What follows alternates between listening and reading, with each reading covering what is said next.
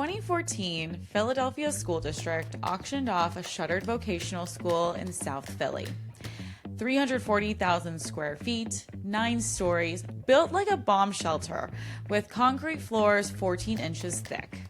Multiple developers looked at it. Some bid $1. One person bid $1.75 million.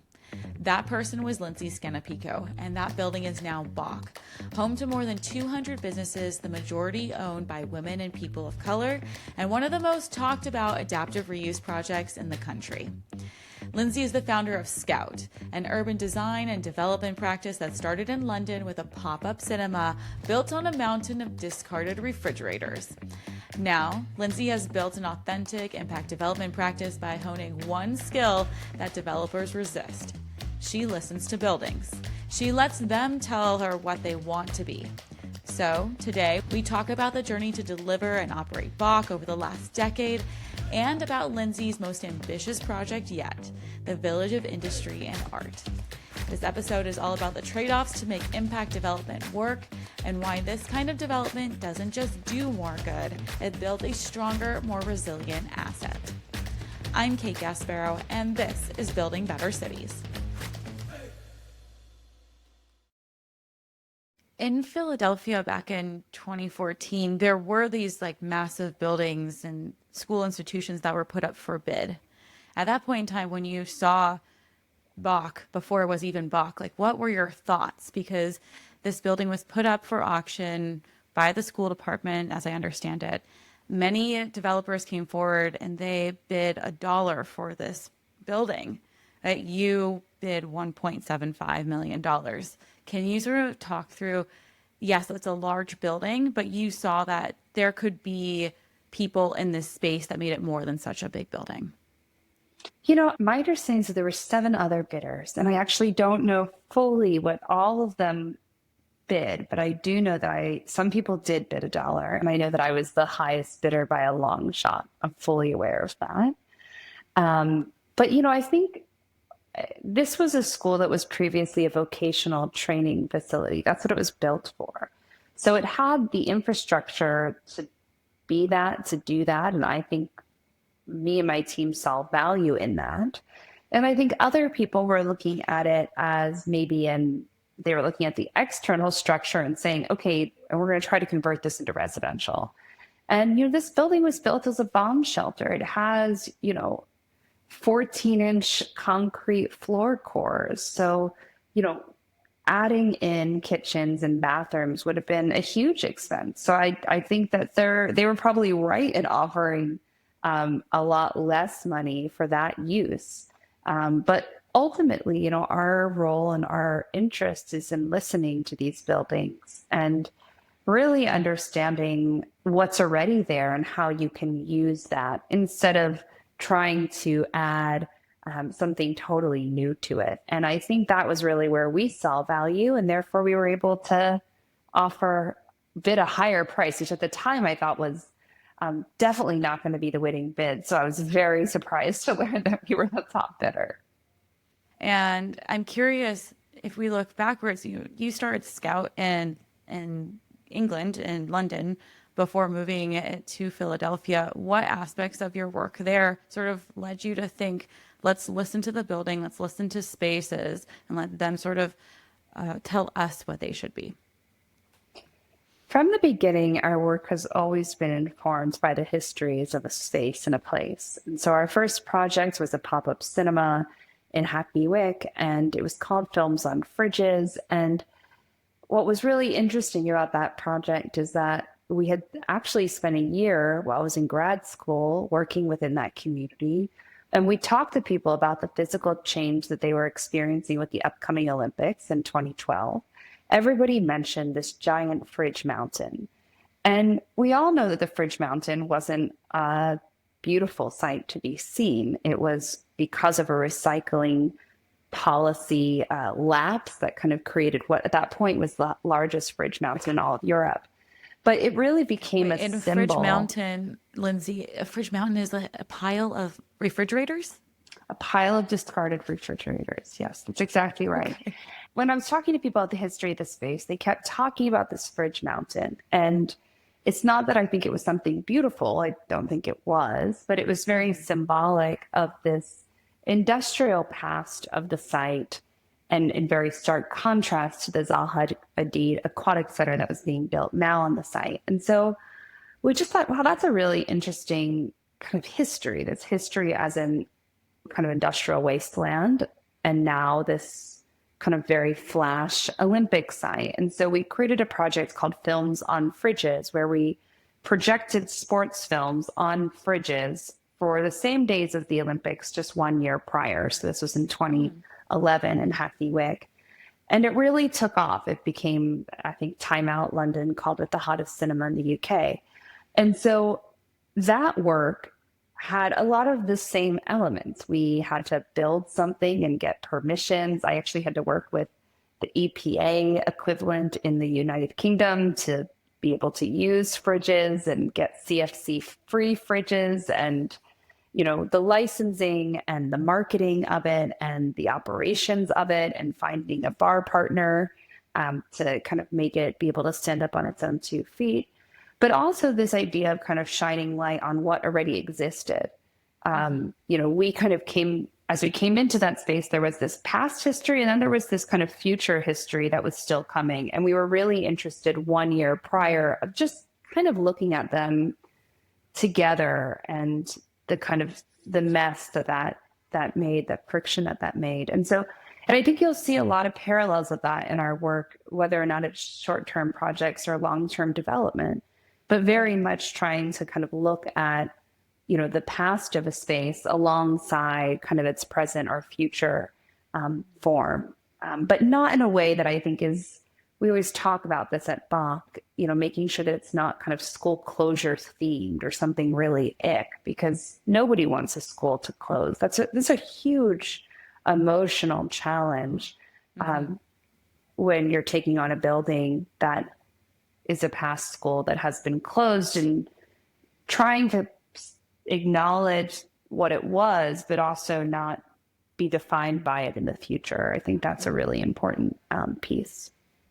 Well, you see that same sort of through line between history and then past, present, and future in Bach. So it was a vocational school. Now it brings together over 200 businesses. What was it about the context of where the school was located or the history of it that led it to be where it is today and allow so many of these businesses, many of which are owned by women and people of color, to come together and coalesce around this space? So I guess zooming out from the building, what is the broader context in Philadelphia at the point in time y'all took part in Bach's now future history? So Bach is located in South Philadelphia. It's in a extremely dense South Philadelphia residential neighborhood. And I actually think that's really important, is because the topology of South Philadelphia means that we have kind of 12 to 14 foot wide row homes.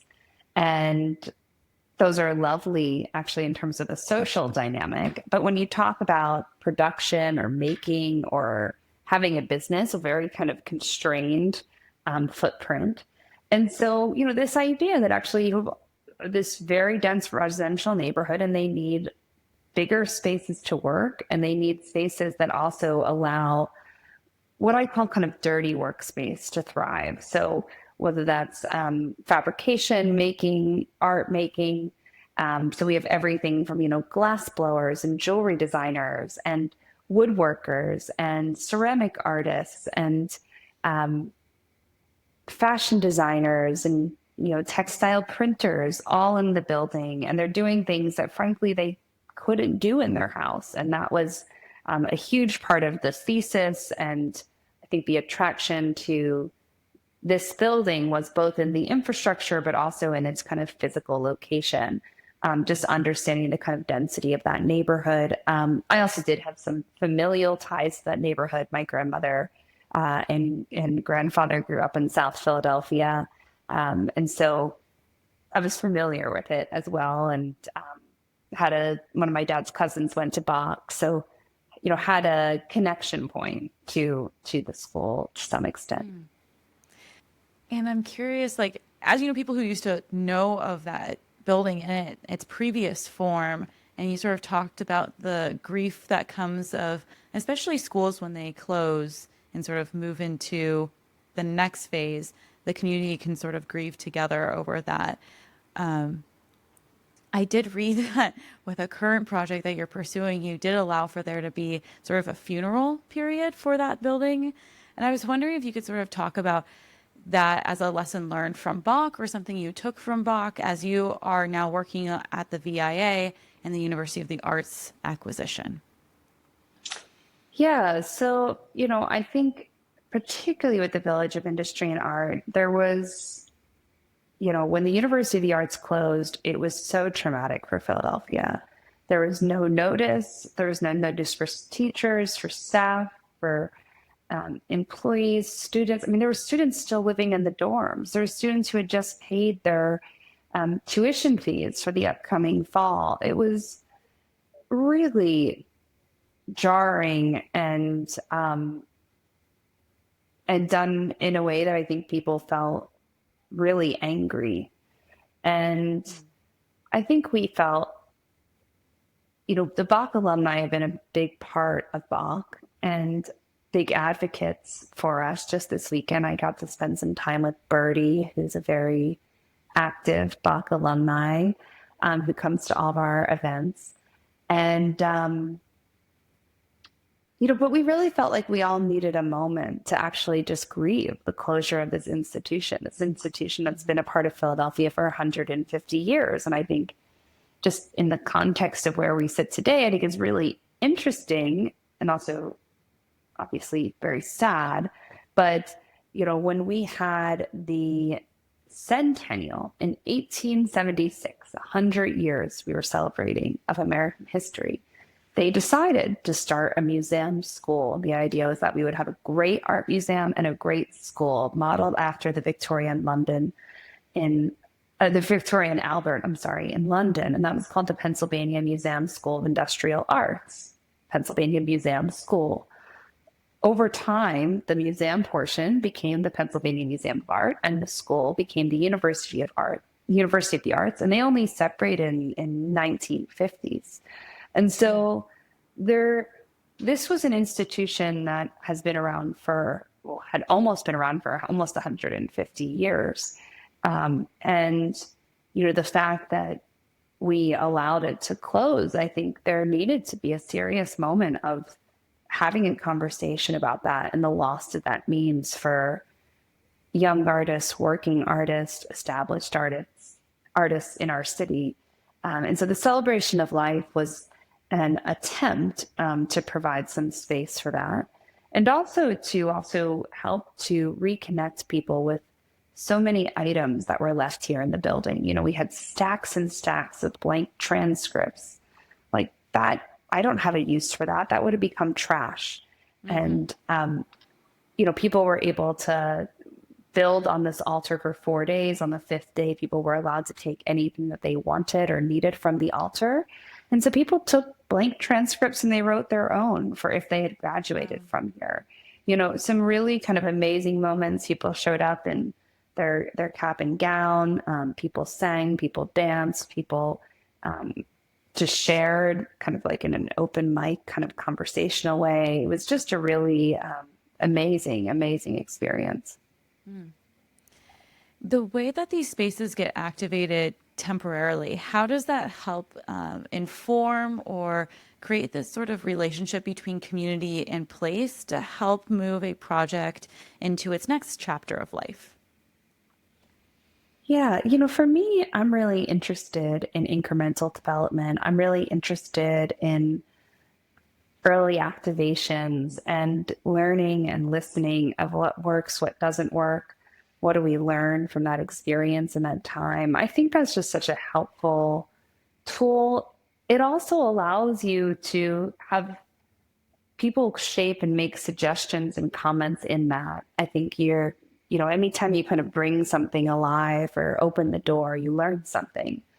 And those early activations are a huge part of it. They're also, I think, a form of communication and marketing and brand awareness. But it also feels sometimes like lower stakes. You say, hey, we're just going to try something out. You know, if it doesn't work, we can try something else, but we're just going to try this out. This seems to be something that's more attuned with civic development or impact development. And you've spoken in the past of usually lay people and even people in the space think about developers as being private minded and interested in the monetary value of these spaces and the impact that they have versus the public sector sort of seems to have more of a collective well-being prowess or sort of value set when they come to these projects. And you're sort of trying to weave both of them together. And when we were talking before, you sort of talked about there's additional pressure that comes along with that. I was hoping that you could sort of speak about how does being a private developer interact with the public sector mentality of serving the community, and how have you been able to make that work in your various projects? Well, I think what I've learned over time is that that was just such an oversimplification that I kind of had come into this work with, you know, thinking that the public sector is for public good and the private sector is not for public good. Because actually, there's lots of public sector led projects that I'd say I haven't actually been for public good, aren't for public good. And I think there's some private development that has been actually good for the public. So I think that those are kind of gross overstatements that don't always apply. And so I'm really interested in the kind of gray space between that and really about, yes, how can we have a model that stands on its own 2 feet and that I can support myself and my team, but also is a space that, you know, does think about public good, thinks about our role within our neighborhood, thinks about how we're attuned to the needs of our community and how we can give back. I mean, at VOC, I think we give over $250,000 a year of subsidized event space. And that allows so many things to happen in the building. And that's kind of why we have such high visitation. And I think also such high community buy-in is because people know that this is a space that they can come to. And there's, you know, it's a space that they can feel comfortable coming through the threshold of and in, and that they will find something, hopefully, that speaks to them. Many people who want to be in this impact space have to answer to underwriters or lenders who don't necessarily see the quantifiable value of bringing community in the space in such a deep way that will lead to the success of the building long term. Can you sort of speak about how you've had to move through the traditional institutions of real estate development to make a case for BOC even in its early days? Yeah, I've been so lucky because I've found some amazing banks and funders and supporters who understand what we're trying to do, and probably actually understand it more so since COVID. I think that things that were considered, quote, safe investments didn't hold up during the period of COVID. And our project, which I think was viewed as very fragile, actually showed and revealed itself to be very resilient and robust and able to shift as the world around us shifted during that period. So, you know, I think that's been a huge part of it. And then with our new project, you know, we were able to bring on kind of philanthropy with yield is what I would say, you know, people who, whether through mission-related investments or through grants or through accepting a lower yield, really understood the mission of this project and really understood the desire to keep working artists on the Avenue of the Arts, to keep this building that for 100 and almost 50 years had been an arts institute, to keep that creativity here and alive. And they really wanted to see that. And I'm so grateful to so many on my team and people not on my team, people that I had just met, some people I never even met in person when they committed to that they all were absolutely critical for a project like this to happen. Truly would not have happened without them. There's a lot of time at the beginning of these projects when ideas are coming together where individuals second guess the vision or even second guess themselves in executing on the vision. Can you sort of talk through what your relationship to the project was and how you had that confidence at the beginning and it only grew over time, or you were even uncertain at times and that sort of grew as you saw pieces come together, and maybe there was some sort of waterfall moment for you in which you really saw Bach come together? I mean, the early open studios were just so thrilling. Like seeing people come to the door and discover it and just get so excited about it. And I still to this day, like if I'm in the elevator and I hear somebody explaining to their friend where they're headed or what they're going to see, I love that. On Saturday, I was working the front desk for a little bit and got to hear a few people just doing kind of like touring, whether it's like family or friends or visitors through. And it's just amazing to kind of see what it's become.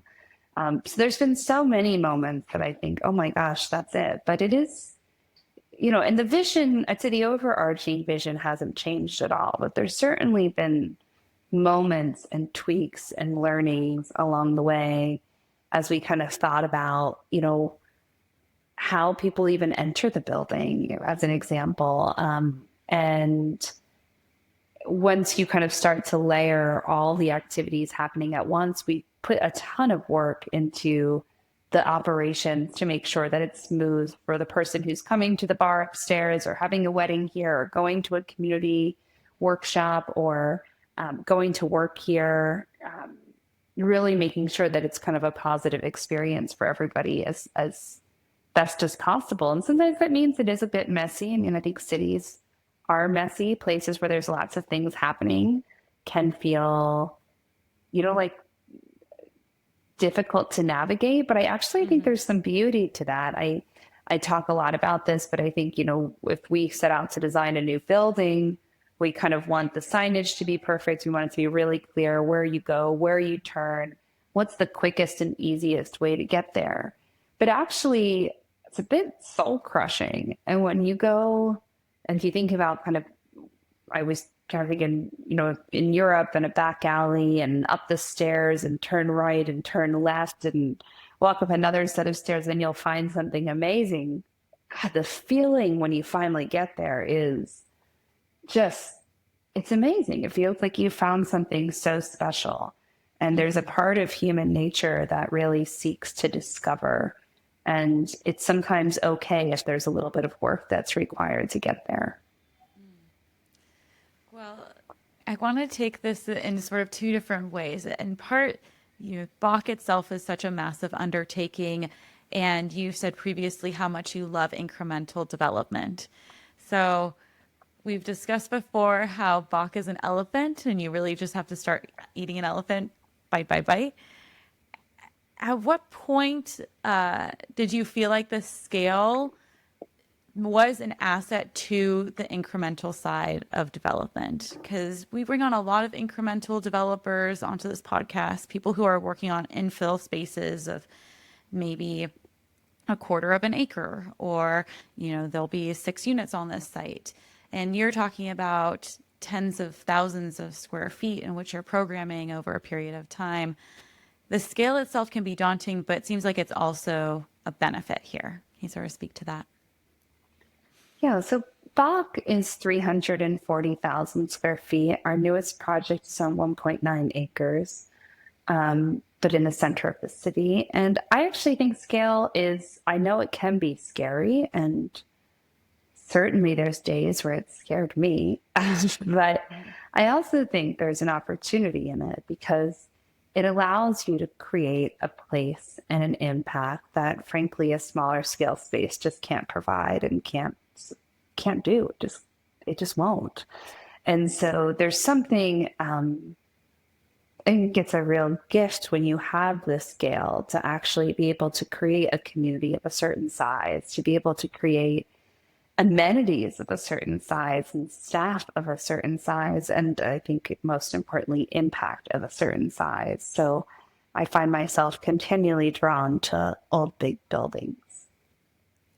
So, in thinking about that as one component of this over 300,000 square foot elephant, it's really that you're not just redeveloping spaces, but you're also building ecosystems.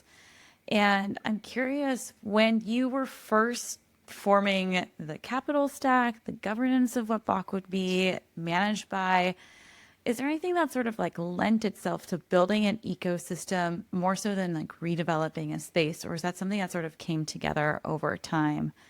And I guess like the long story short, like when you are pursuing these community assets and looking at the long-term value to the neighborhood, what sort of changes in the structure of the deal and the development itself? So interesting, when we were trying to buy the Village of Industry and Art, I actually thought about doing it through a nonprofit. I thought that would actually be a great solution. But because of the confines of the bankruptcy court sale, I would have had to start a new nonprofit and somehow raise $12.5 million in 30 days, which was just impossible. You just can't do that. And so very quickly we realized that that wasn't the structure that would work. I think there was also, frankly, an argument when you talk about kind of positive community impact. I think one of the other things was bringing this building, frankly, back onto some sort of tax roll for the city was something that the city was excited about. And so I think the nonprofit status would have also changed that. But we did start a public benefit LLC, which is, yes, it's a private LLC, but we kind of have a commitment to public benefit. And we've articulated what we want that public benefit to be. And we do annual reporting on that public benefit. And so that's kind of a new tool that I've found as something that tries to kind of say, how can we actually structure this so that we're accountable and also committed to what we say we want to be? Like trying to understand if Bach as a case study has helped you move forward with the VIA in different ways. We talked about how COVID and the resiliency of Bach in that environment led it to be a stronger investment in some ways than other buildings and assets in the neighborhood. Are there elements that people point to at Bach that in some ways can help you catapult other elements at VIA or might be hindering the way people think about your investments and journey with that building? Yeah, I think, like I said, a lot of our lenders, I think, were potentially concerned about Bach during COVID, and we really showed our ability to be resourceful and resilient, and that we work with a tenant body and community that shares in that with us. And so that meant that one of my big lenders was also like, when we called them about the Village of Industry and Art, they were like, yep, we get it. We want to be involved. Let us know what you need. So certainly very helpful to have had that success under our belt. And I think now it's also more of an established comp, to be honest. When I was doing Bach, people were asking me, where are your comps? Where's your market study? Where are your pre-signed leases? And I know Ken Weinstein has been working on a project in Germantown that he's just calling a mini Bach. And I think that's great because, a lender is able to very quickly now say, oh, I understand what that means. I get that.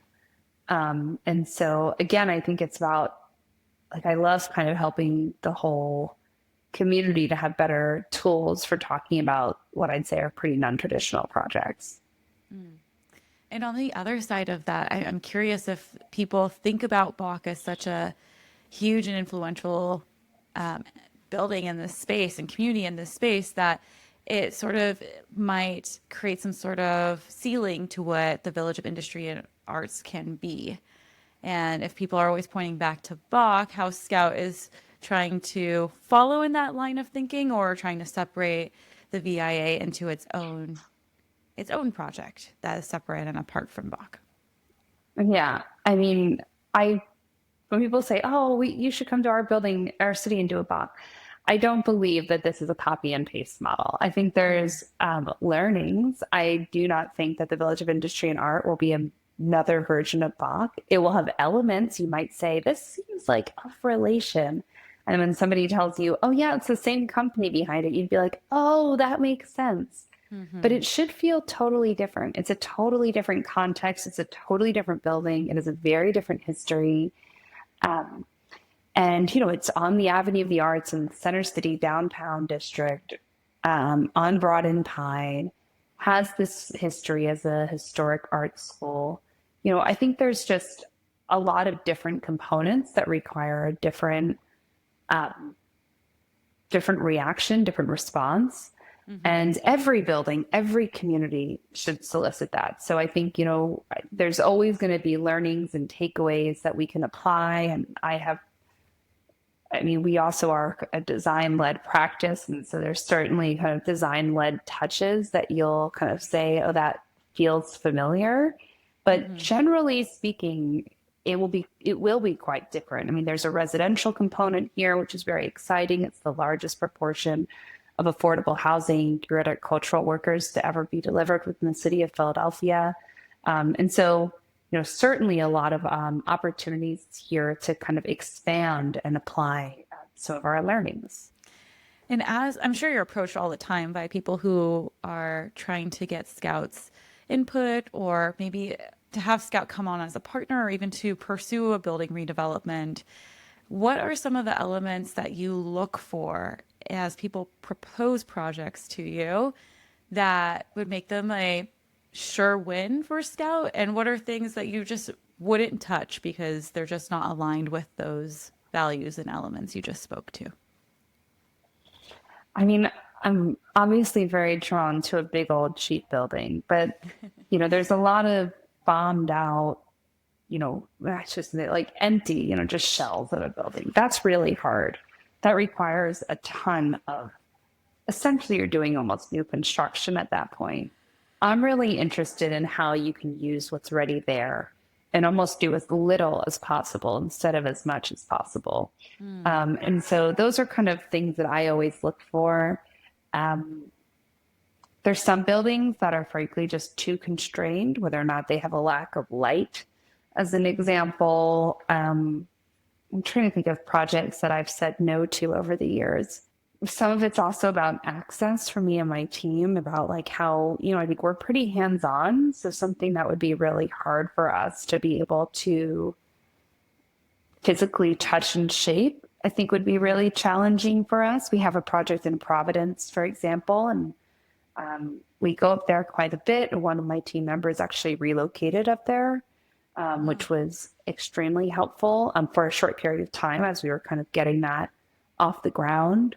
And frankly, it has to be at the right price point for this model to work. I think that's very clear. And, I always go back to Jane Jacobs' quote of, new ideas must use old buildings. And I think about that because, an old cheap building is kind of a vessel that can be so many different things. Right. And I think when we look at kind of the history of reuse, which has been happening for thousands of years before anybody termed it. So, whether it was the one room schoolhouse became, the general store, and then it became a retail, and then it became a home, and then it became, whatever it might have become over its period of time, but it kind of had the flexibility to accommodate for all of those uses. And I think particularly when we talk about sustainability, the most sustainable building is the building that's already built. The development industry has long treated impact and return as trade-offs. Yet, Bach is the evidence for the opposite. A diverse, deeply rooted, affordable building turned out to be more resilient than assets everyone called safe. And every project like it makes the next one easier to finance. That's not charity dressed up as development. That's a better asset class, hiding in the buildings we forgot how to value. If this episode made you see the old, overlooked buildings in your own city a little differently, share it with someone who should hear it. Subscribe wherever you're listening, and if you have a minute, please leave us a review. It genuinely helps more people find this show. And as always, until next time, let's keep building better cities together.